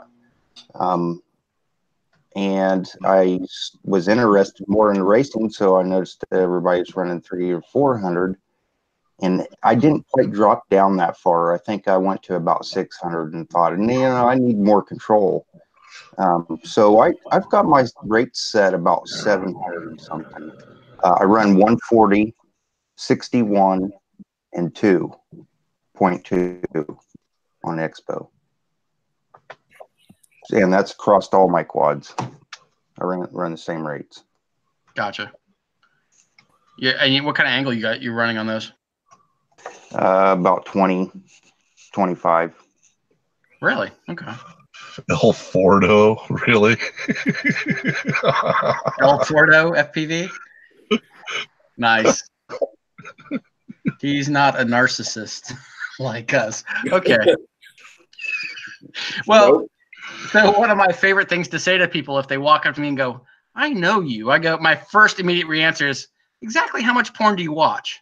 You know. Oh God, I'm gonna use that one because I get that shit all the time. It's funny because you get people that are either like, or they get embarrassed and walk away. Because either way, it's a win for me because they go away. I've been getting that my whole life. It's like, usually I'll tell them, well, I got a goatee and I'm bald and I'm a big, tall white guy. I mean, I You look all like look the same. 25% of the fucking population. Oh, Jesus. Yeah, no, that's my go away script when someone says that. It's just like, how much porn do you watch? Just I'm stealing. I'm using that. Very interesting conversation. I'm so using that. It's either going to go into a really good conversation or actually most of them just look at you and then walk away. So it's a win-win for me because either it's going to be a really good combo or it's going to be a end of conversation. Whatever. It's like Josh was there for the shaving. Were you there for the shaving thing with the CFO at the place we worked? When I have a bad habit of not shaving, I don't grow a beard, but I don't shave, and then I'll clip it off every now and then. Well, one day I was in a meeting with the CFO, and she was like, "What did we forget to shave?" And my immediate answer was like, "No, actually, you want to see?" As I pulled my belt out, and she was like, "Oh my God!" And then I was like, "Ha ha ha!" I walked away. So 3 months later, they hired a new CEO, and we're in a meeting about the same thing. He's like, "What? Did we forget our razor?" And she's like, "No, don't ask him that." So I have a lot of great conversation stoppers. It's kind of like a thing I like to do. Yeah, not in a live stream, please. Thanks. Sorry, monetized anyway. No, it's like all we need is conversation stoppers in a live stream that's about conversations. See you, Rob. Rob. We broke Quad Farm. I'm sorry, Quad Farm. I didn't mean to break you.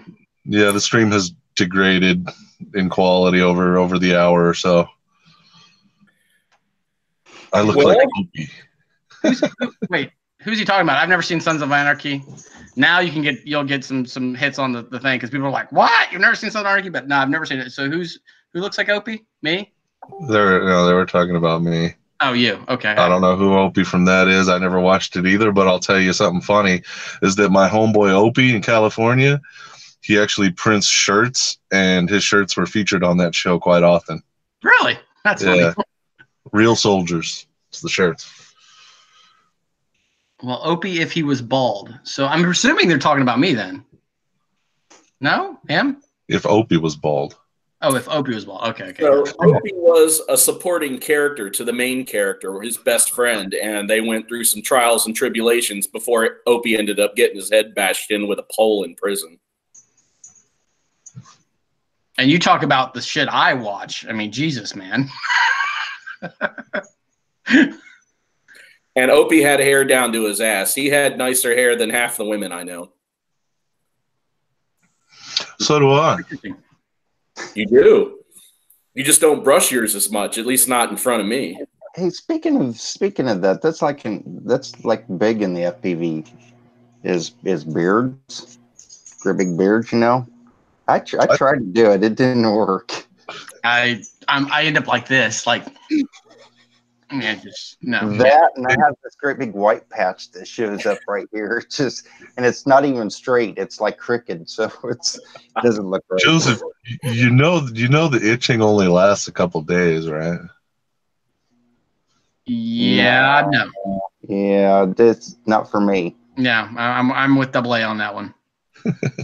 So I couldn't grow a beard. I turned 40 this year. I could not grow a full beard until I was almost 37. I had patches, bald spots, you name it.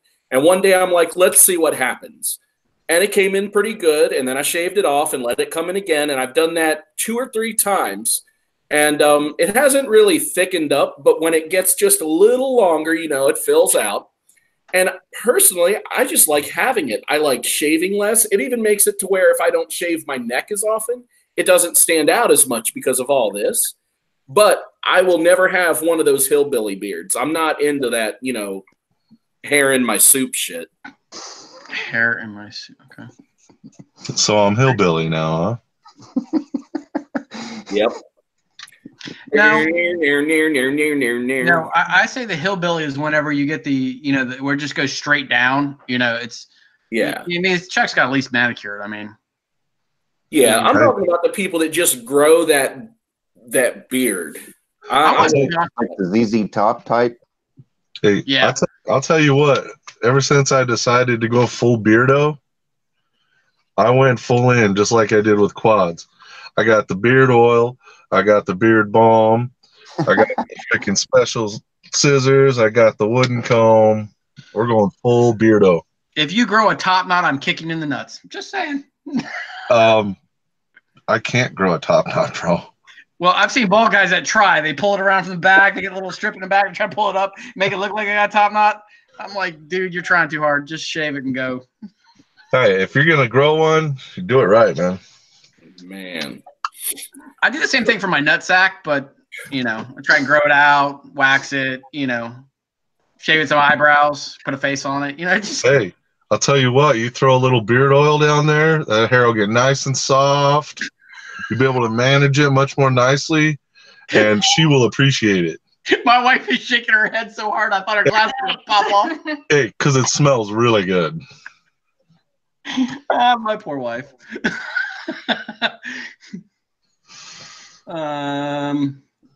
So why don't you bring this up and bring this up, Josh? Talk about it or something. Yeah, go ahead, Josh.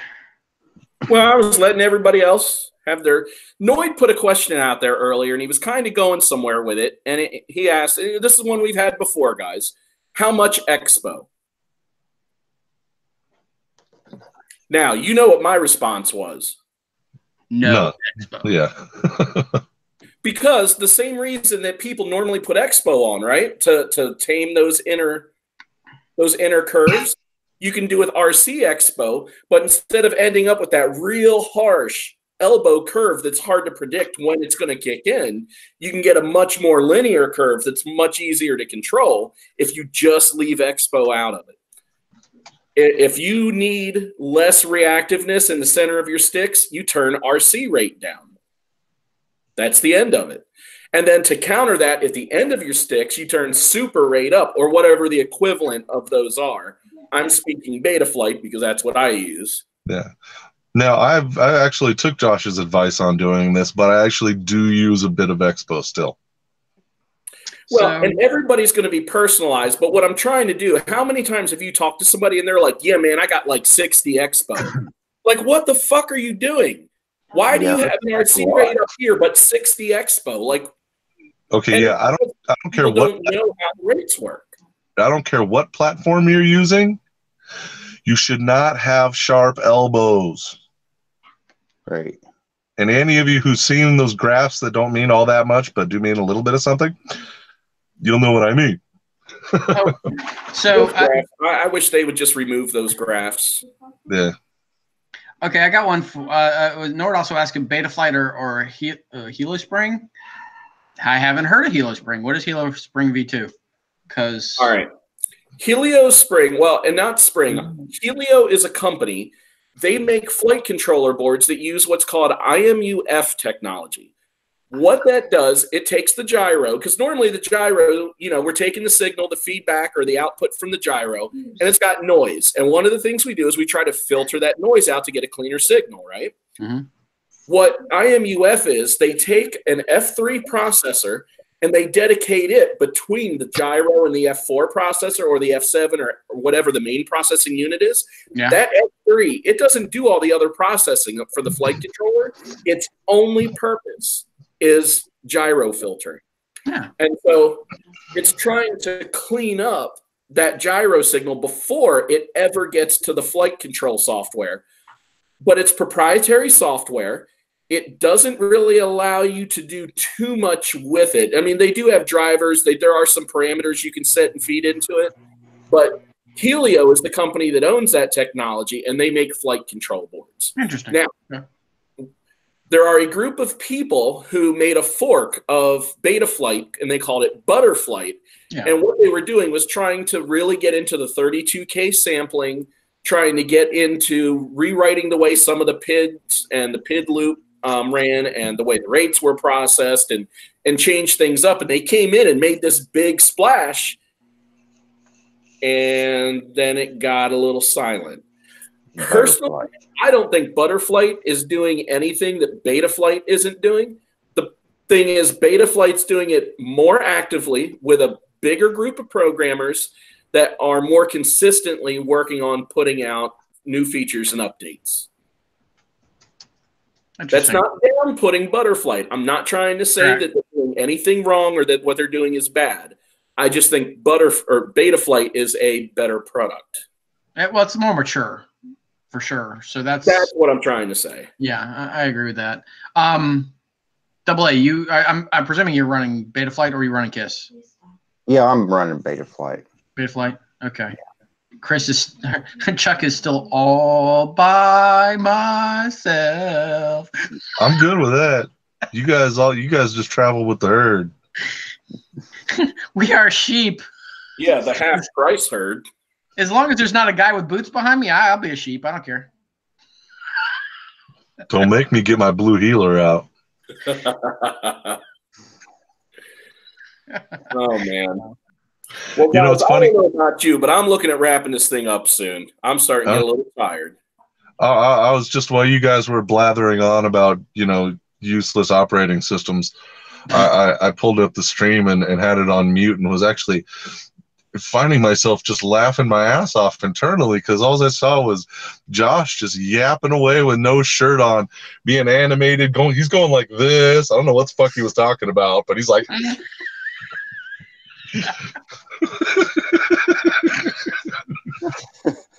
Oh man, I'm so tempted to find a company to make me a bobblehead of Josh. Right, shirtless. All right, let's play charades. What am I doing? Giving me and Joe a good time. Flossing your teeth. I'm gonna go with the wholesome approach here. I'm working out with my shake weights, you bunch of pervs. Oh dear. Right. I thought we were having a hands-free circle jerk or something. Right? Hands-free. Yeah, I fapped the Jedi way. Hands-free.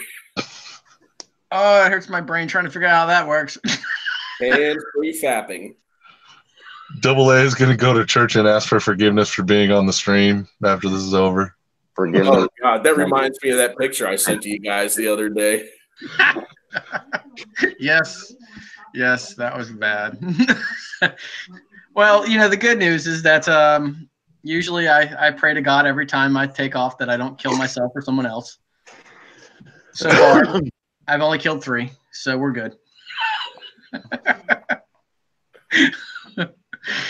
Well, guys, anybody who's still here, we want to thank you for being here. Anybody who's already left, thanks for stopping in. We always enjoy having you guys. Boy, I'm having a hard time talking. We always enjoy the pleasure of being able to present ourselves to you and bring some new faces like Aaron, Double A, into the scene and let you guys get to know him a little bit. As you guys have figured out, Joe Ford is a staple. He's here to stay. We tried to shake him for a little bit. He was hot on our tail like a heat-seeking missile. So told you, man, level 5 clinger. That's all right. You know what? That's exactly what I started out complaining about, was the lack of people that, want to come in and interact. So I am the shitlock of the YouTube world. Jesus Christ. All right. All right. Hey, if any of you guys haven't already, throw us a thumbs up if you like the stream. Throw us a thumbs down if you didn't. Hell, throw us a thumbs down. Just be an asshole. I don't give a fuck. Hey, next gangbang, that's what I'm going to tell people, is to thumbs down the fuck out of it. Yeah. Why? I'm confused. Because we're such rebels. Wednesday. We're such rebels. I'm confused. You should be. Next Wednesday on the gangbang, we're also going to try to give away the charger and the power supply again. Again. Yeah, try being the opportune word. Hey, if nobody fucking gets it this time, I'm taking the shit. And keep your eye out on the I tried to talk to you. FPVnoobtube Facebook group for the Authority Challenge. That's right. Thanks for coming on, Aaron. I appreciate that. Appreciate you giving us your time, man. I'm sorry to subject you to me, but I can't help that. No, I can handle you. Can you now? You just said the wrong thing in this stream, On sir. that note, happy crashing. Whoop, whoop. With